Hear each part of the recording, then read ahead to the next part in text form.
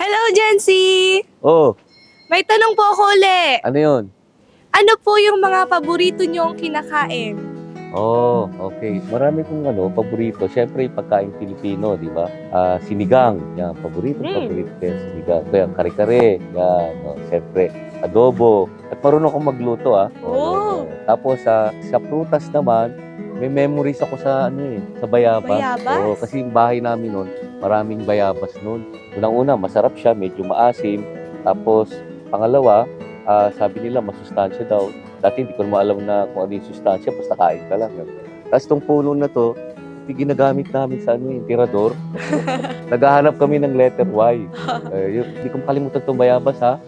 Nung nagpatuli ako, ito yung antiseptic. Panglanggas.